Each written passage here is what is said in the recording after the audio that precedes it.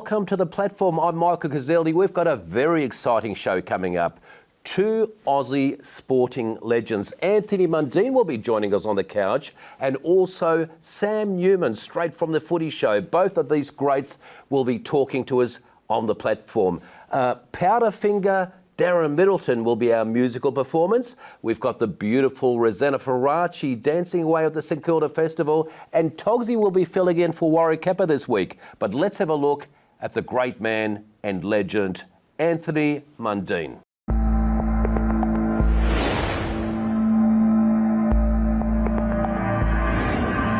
Like him or loathe him, Anthony Mundine is one extraordinary athlete. He has reached the pinnacle in two of world sport's toughest pursuits. In his early 20s, Anthony Mundine's speed and athleticism set Australian Rugby League alight. Brad Fittler played 5'8" against Mundine when he burst onto the scene. As a footballer, he was ultra talented. He just could provide anything.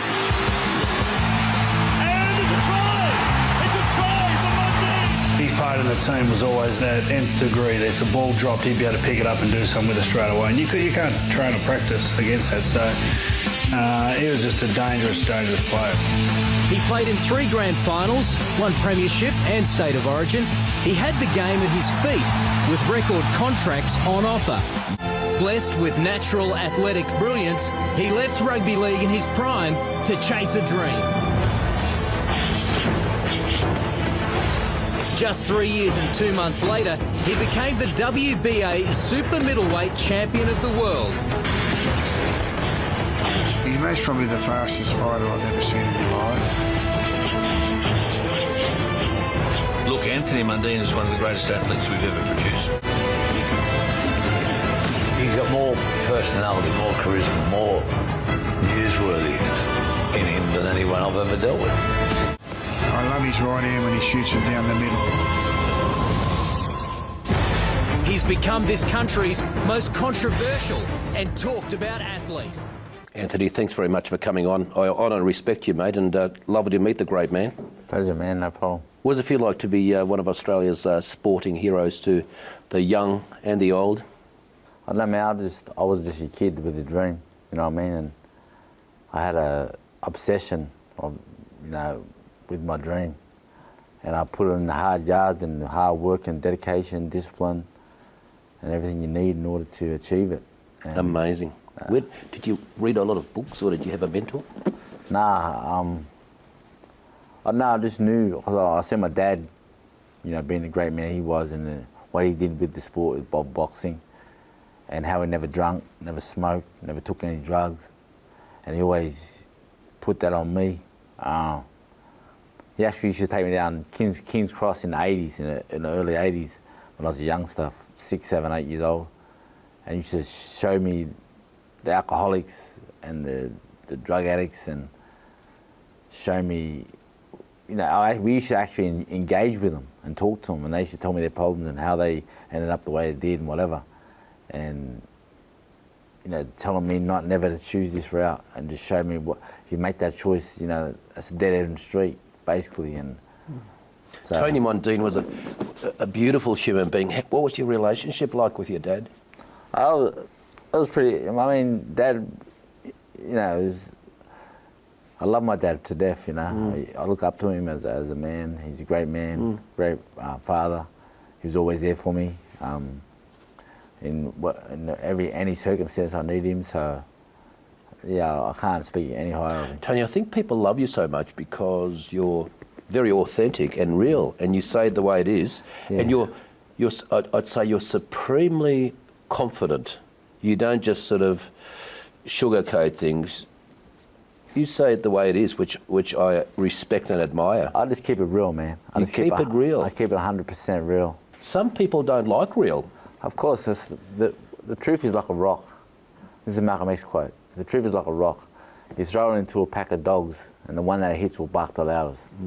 So the truth is powerful, and obviously you're going to always have, those that go against the truth, or don't see it as the truth. And you're going to have your detractors and your haters, whatever. But everyone's entitled to their opinion. I just built a platform to express my opinion. You know what I mean? So whatever I need to say, I just say it, and they can all talk about it. You're a tough man, Tony Mundine, but I can feel the warmth in your heart, bro.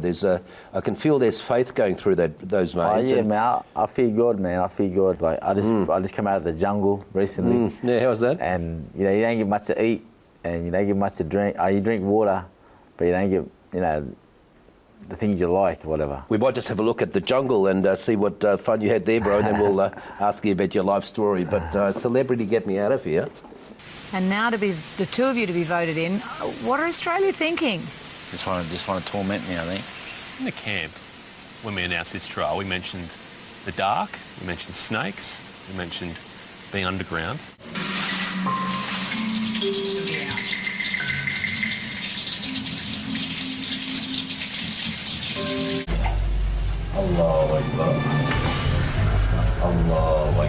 Danny, how are you saying so calm?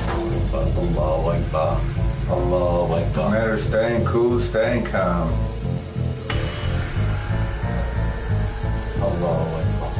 Now, Anthony, the praying may be helping you, but it's certainly attracting Python's interest there. The vibration's picking up on that. Ho-ho! Well, that feels like a big one. It is a big one. It's a big one.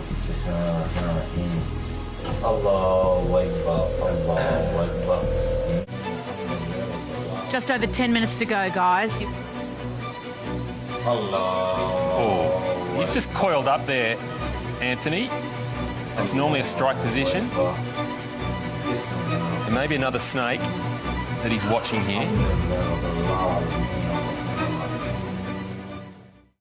What did you think when you were doing that? Oh man, you seen the footage. All I was doing was praying and just asking God to protect me, man, because I don't know how I done that, to be honest. Just looking at it like, damn. Did you ever think, no, I'm not going to do that? No, because they told us before. Yeah. The order to stop it and get out is like, you have to say, I'm a celebrity, get me out of here. And I knew Green wasn't never going to do that. And so I had to suck it up and make sure I didn't do it either. Tap out. Anthony, how did they rope you into that, flying to the other side of the earth and being in the jungle for 11 days? And, were you excited to do it, or did you have to think about it a few times? I thought about it. I didn't really see much of the show or the previous seasons, but I thought it'd be a good adventure. I was just after a fight, which was good timing. And, I didn't know what to expect. I didn't know Danny Green was going to be in there. Good bonding with Danny Green? The first couple of days was real tense, a lot of tension in the camp, and it was like two guerrillas just marking their territory. And I'd already been in there for like 5 to 7 days, right, with his campmates. So I felt like that was my place. You know what I mean? Yeah, right. But it was cool after that. Like I'm a cool cat, man. You're a cool cat, bro. Anthony, you've been termed one of Australia's finest athletes, and what you've done, I don't think we've ever seen in Australia's history. Rugby league for how many years? It was 5 years, but technically 6 because I played one game I sat in the final series in '93 and played the last game in '93. I used to love watching you, and I think you played in 3 grand finals. Yeah, 3 grand finals. Two with both comps, under the ARL banner, but one with the Super League comp, which they split the comps 1 year '97. We won the Super League comp with the Brisbane Broncos. I think we would have beat any team that year. Obviously we had a superstar team. A lot of training in those days?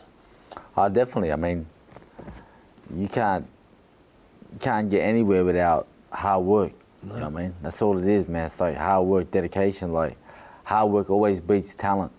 But if you got the talent and the hard work, then you're just a different animal. You're just going to be a different beast. And what inspired you, Tony, to then get into boxing? Were you already boxing? No, I was a rugby league player. Since I was 4 years old, I played league. I mean, that was like our AFL up there, up in New South Wales and Queensland.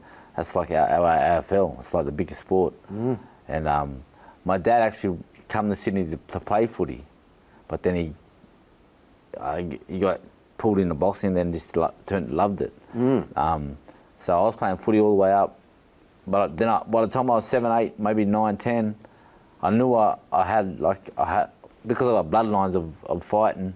I knew that I could, I used to throw a muck around. I knew I had talent in the, with my hands. Love it. And what are the plans for the grade man over the next 12 months? Well, man, I've had a bad hip for years, for 10 years, and I got that fixed a couple of years ago. I feel too good. I'm just going to go till someone beats me. But I want that Jeff Horn. I want to show him what's up and show the people that if he beats me, I'm done. But there's no chance. Anthony Mundine, thank you very much. I honour and respect you, and we'll see you soon. And thank you very much for watching. We've got Warwick's World coming up next, but Warwick's interstate, so we've got Togsy filling in. See you soon.